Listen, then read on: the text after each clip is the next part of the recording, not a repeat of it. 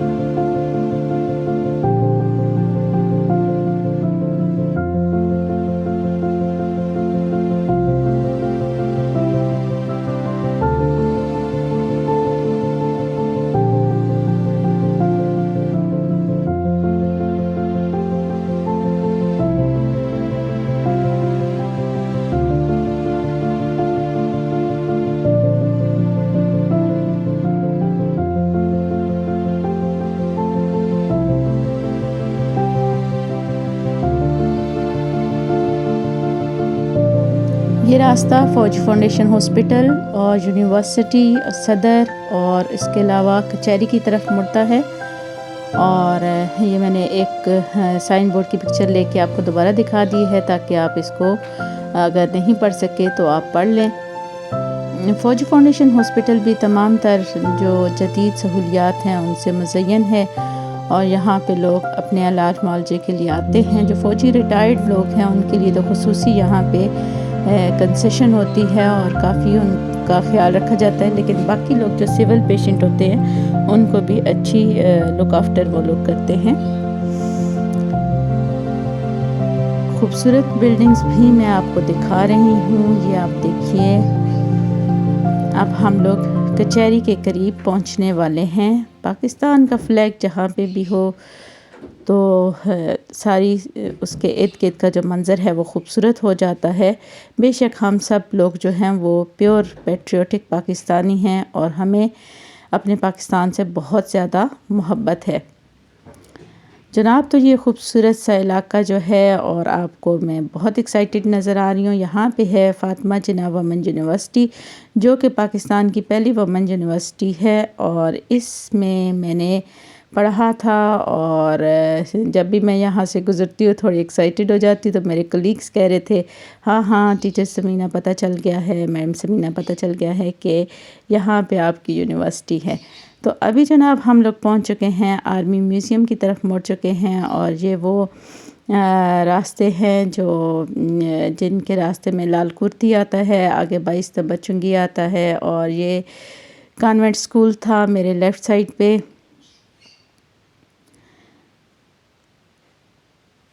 M H hospital بھی قریب ہے، اور صدر بازار قریب ہے یہاں سے، اور یہاں پہ سی ایس ڈی ہے۔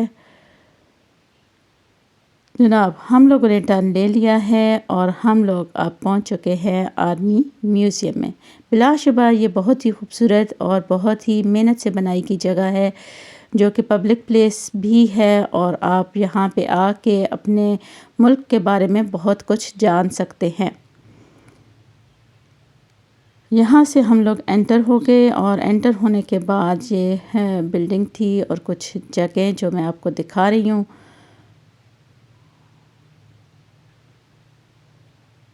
جب بندہ کہیں انٹر ہوتا ہے تو وہ چاہتا ہے کہ جلد از جلد زیادہ سے زیادہ وہ کیپچر کر لے، اور اسی میں پھر وہ جو ہے پتہ نہیں چل رہا ہوتا کہ کون کون سی چیزیں کیپچر کر لے اور کون کون سی چھوڑ دے۔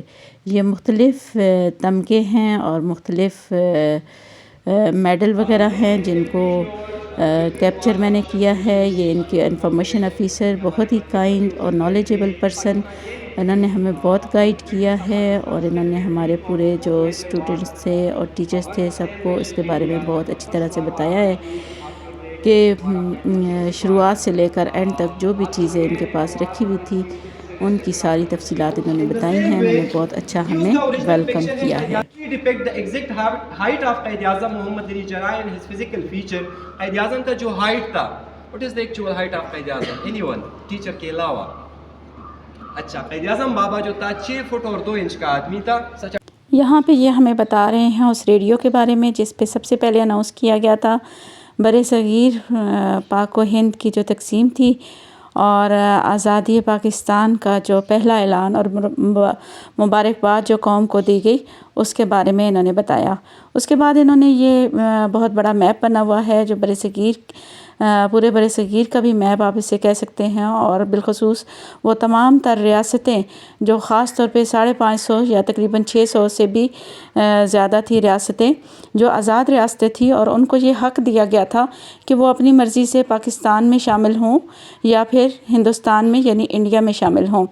لیکن آپ سب کو بھی پتہ ہوگا اور آپ لوگوں نے کتابوں میں پڑھا ہوگا، اور اگر آپ کو نہیں پتہ تو اس وقت ایک ریڈ کلف ایوارڈ جو ہے وہ مقرر کیا گیا تھا برطانوی حکومت کی طرف سے، تاکہ صحیح انصاف کے ساتھ دونوں طرف تقسیم ہو سکے۔ لیکن پری پلاننگ کافی ساری چیزیں ہو چکی تھی جس کی وجہ سے ایسا ممکن نہ ہوا، اور ایسی ریاستیں چھوڑ دی گئیں جو کہ مسلمان بھی تھیں اور جو پاکستان کے ساتھ شامل بھی ہونا چاہتی تھی، لیکن وہ ریاستیں انٹینشنلی جو ہے ان کا اس وقت فیصلہ نہ کیا گیا، اور جب ان ریاستوں نے خود بھی پاکستان کے ساتھ الحاق کرنا چاہا یا پاکستان کے ساتھ شامل ہونا چاہا تو اس میں بھی روڑے اٹکائے جاتے رہے۔ وہی ریڈ کلف ایوارڈ جو تھا کا موجودہ فیصلہ ہمارے لیے ایک اور کاری ضرب ہے۔ یہ ایک غیر منصفانہ، ناقابل فہم بلکہ غیر اخلاقی اعلان ہے۔ اگرچہ یہ غلط، غیر منصفانہ، گمراہ کن ہے، یہ عادلانہ نہیں بلکہ سیاسی فیصلہ ہے، مگر اس پر عمل کرنے کا وعدہ ہم کر چکے ہیں۔ علاقے بعد میں انڈیا کو ایوارڈ ہوئے، انڈیا کو دے دیے، جس کی وجہ سے انڈیا کو نہ صرف ایک فزیکل پاتھ مل گیا کشمیر کو، جو کہ اس ٹائم سے ایک ایشو آ رہا ہے اور سٹل ایک ڈسپیوٹڈ ایریا، اور اس کا وجہ یہ تھا کہ اگر انڈیا کو یہ پٹھان کوٹ اور یہ گرداسپور وغیرہ نہیں ملتے تھے، کیونکہ یہ تقسیم اس طرح ہونا تھا کہ یہ پورا ٹیریٹری پاکستان کا ہو جائے گا اور یہ باقی جو انڈیا ہے انڈیا کا ہو جائے گا۔ بٹ وہی ہوا، جب انڈیا کو یہ علاقے مل گئے تو اس نے نہ صرف کشمیر پہ انوائٹ کیا اس ٹائم۔ یہ اس وقت جب لوگ وہاں سے ہجرت کر کے آ رہے تھے، ہندوستان سے پاکستان آ رہے تھے، بہت ہی درد بھری اور بہت ہی دکھ والی کہانیاں ہیں۔ اگر ایک ایک بندے کی کہانی پڑھیں تو رونگٹے کھڑے ہو جاتے ہیں، اور آپ جو ہے وہ اپنے ضمیر کے سامنے جواب دہ ہو جاتے ہیں کہ کیا پاکستان اسی لیے حاصل کیا گیا تھا جو آج ہم سب لوگ کر رہے ہیں، جو ہمارے جو بعد میں حکمران ہمیں ملے ہیں اور جن کو ہم نے چوز کیا ہے حکمرانوں کو، جو انہوں نے پاکستان کا حشر کر دیا ہے، تو کیا ان لوگوں نے اس لیے قربانیاں دی تھیں؟ تو یہ بھی ہمیں یہی بتا رہے ہیں کہ وہاں سے اگر پورا خاندان گھر سے نکلا ہے یا پوری برادری نکلی ہے، 200 بندے بھی اگر ایک گھر کے ایک برادری کے نکلے ہیں، تو وہ یہاں پہنچ کر کوئی 2 یا 4 ہی رہ گئے تھے۔ پھر اس کے بعد بھی بہت سارے مسائل تھے، جیسے آباد کاری کا مسئلہ تھا اور آرمی کی تقسیم کا مسئلہ تھا، بہت سارے بنیادی ہمارے مسائل تھے۔ یہ وہ گاڑی ہے جو 1965 کی جنگ میں ان کے ایک میجر جو ہیں وہ یہاں پہ چھوڑ گئے تھے۔ ان کا دعویٰ تھا کہ ہم جو ناشتہ ہے صبح کا وہ وہاں کا بارڈر پہ جا کے کریں گے، لیکن پاکستانی غیرت مند قوم اور آرمی نے ایسا منہ توڑ جواب دیا تھا اس وقت کہ وہ بندہ جو ہے وہ اپنا یونیفارم تک بھی اس گاڑی میں چھوڑ کے چلا گیا تھا اس جیپ میں۔ تو یہ پھر ایز اے ماڈل جو ہے وہ ایز اے ٹرافی ہم لوگوں نے رکھی ہوئی ہے۔ یہ اوپر آپ کو جہاز دکھائی دے رہے ہیں، یہ جب پاکستان تقسیم ہوا تھا تو یہ برطانیہ کی طرف سے یہ 2 جہاز بھی جو ہیں یہ ہمیں دیے گئے تھے۔ عوام نے یا پاکستان آرمی نے اس ٹائم کیپچر کیے تھے، لیکن جو اس جنگ کا کامیابی کا راستہ وہ یہی تھا کہ یہ جنگ صرف پاکستان آرمی نے نہیں لڑا تھا، بلکہ پورے کمیونٹی، پورے پاکستانی قوم نے لڑا تھا، چاہے وہ ایک رکشہ کا ڈرائیور کیوں نہیں تھا، چاہے وہ ایک گھریلو خاتون کیوں نہیں تھی، چاہے وہ ایک وکیل کیوں نہیں تھا۔ اس جنگ میں ہر کسی نے، اگر آپ اس ٹائم کے میوزیشین آرٹسٹ کو دیکھیں، اس نے بھی ایک نہ صرف ایک پازیٹیو رول بلکہ پورے قوم کی یونٹی میں، وہ میڈم نور جہاں کے سانگ بھی آج بھی اگر بندہ سن لے تو اس نے ایک خاص یونٹی اور ایک خاص مورال اور ایک خاص جذبہ۔ تو دس از اے وار جو آپ کو پیچھے ایک بابا نظر آئے گا کہ ان لوگوں کی ٹرائبیوٹ میں ان کا ہسٹری پرزرو کرنے کے لیے ایک ڈائروما بنایا ہوا ہے۔ اگین اس ٹائم کا جو رول آف میڈیا، وہی بات، یہ جنگ ہمارے صرف فورسز نے نہیں لڑا تھا، ہر کمیونٹی کے لوگ اس میں شامل ہوئے تھے، چاہے وہ میوزیشین آرٹسٹ کیوں نہیں تھے۔ تو رول آف الیکٹرانک میڈیا جو کہ ایک آج کل الیکٹرانک میڈیا ایک بہت بڑا ہتھیار بنا ہوا ہے۔ جی، جو ابھی سٹوری بتا رہے تھے یہ انفارمیشن آفیسر، یہ انہی حر مجاہد کے بارے میں بتا رہے تھے جنہوں نے پاکستان کے لیے بہت دلیری سے مقابلہ کیا اور پاکستان کی بہت مدد کی۔ میجر عزیز بھٹی شہید، اور ان کے ریلیٹیو ہیں میجر شبیر، ان کی بھی یہاں پہ تصویریں لگائی گئی ہیں اور ان کے یہ ماڈل بنا کے لگائے گئے ہیں۔ اور پھر جو ان کے ہتھیار تھے، جو یونیفارم ہیں اور یہ ساری چیزیں بھی یہاں پہ سیو کی گئی ہیں تاکہ لوگ دیکھیں اور انسپائر ہوں۔ بلا شبہ ان بڑے لوگوں اور عظیم لوگوں کے یہ جو چیزیں ہیں، جو ان کے ہتھیار ہیں، جو ان کے بارے میں معلومات ہیں، یہ ہمارے لیے بہت بڑا سرمایہ ہیں، ہمارے لیے انسپریشن ہے، ہمارے لیے ایک آزادی کا نشان ہے۔ تو اس طرح تمام جتنے بھی شہداء ہیں 1965 کی جنگ کے، 1971 کی جنگ کے، جن کو نشان حیدر دیا گیا اور جن کو بڑے بڑے تمغات سے نوازا گیا، تو ان سب کی یہاں پہ تصویریں، ڈائراماز اور اس طرح چیزیں موجود ہیں۔ اگر آپ لوگ آنا چاہیں یہاں پہ آ کے دیکھیں۔ یہ 1971 کی جنگ کے بارے میں ہمیں بتا رہے ہیں۔ جنگوں کو کبھی بھی خیر مقدم نہیں کیا جاتا اور وہ جب بھی آتی ہیں تباہی پھیلاتی ہیں، لیکن کبھی کبھی حالات ایسے ہو جاتے ہیں کہ جنگ کے سوا کوئی چارہ نہیں رہتا۔ 1971 کی جنگ میں ہم لوگوں نے عسکری غلطیاں بھی کی اور ہمارے جو تھے باقی انتظامی، ہم لوگوں نے بھی حکومت کے لیول پہ بھی غلطیاں ہوئی ہم سے، لیکن جب بھی کوئی جنگ ہوتی ہے تو اس کے پیچھے بہت بڑا پروپیگنڈا ہوتا ہے اور تبھی وہ جنگ لڑی جاتی ہے۔ بہت ساری ہماری یہاں پہ کمزوریاں تھیں۔ یہ والی جو ہے یہ گاڑی کے بارے میں بتایا جا رہا ہے کہ یہ بڑی جو گاڑی آپ دیکھ رہے ہیں یہ کن کن جرنیلوں نے استعمال کی ہے اور اب ایسا ماڈل رکھی ہوئی ہے۔ یہ ہتھیار جو ابھی آپ دیکھ رہے ہیں سب سے پہلے والا، اس کے ساتھ لیاقت علی خان کی اسیسینیشن ہوئی تھی، اور یہ اے پی ایس اسکول کے واقعے میں قومی یکجہتی کی ایک تصویر دکھائی گئی ہے۔ اس کے بارے میں نشان حیدر کے بارے میں یہ بتایا گیا کہ یہ صرف شہید لوگوں کو دیا جاتا ہے، اس کے علاوہ جو شہید کے پاس اس وقت ٹول ہوتا ہے اس سے، یا پھر جو شہید نے جس کا مقابلہ کیا ہوا ہوتا ہے اس دشمن کے ٹول سے اس کو، اس میٹل سے اس کو بنایا جاتا ہے، پھر اس کے اوپر سونے کا پانی چڑھایا جاتا ہے۔ واپس آ چکے ہیں ہم لوگ، اور وہی راستے، یہ تو وہی جگہ ہے گزرے تھے ہم جہاں سے فاطمہ جناح یونیورسٹی کے پاس سے ہم لوگ گزرے ہیں۔ یہ میرے لیفٹ ہینڈ پہ فاطمہ جناح یونیورسٹی ہے، اور یہ جو راستہ ہے بہت بزی روڈ جو ہے یہ کچہری ہے۔ یہ اسی طرح سے آگے آپ کو میری لیفٹ ہینڈ پہ کافی سارے وکلاء حضرات کے آفیسز وغیرہ نظر آئیں گے۔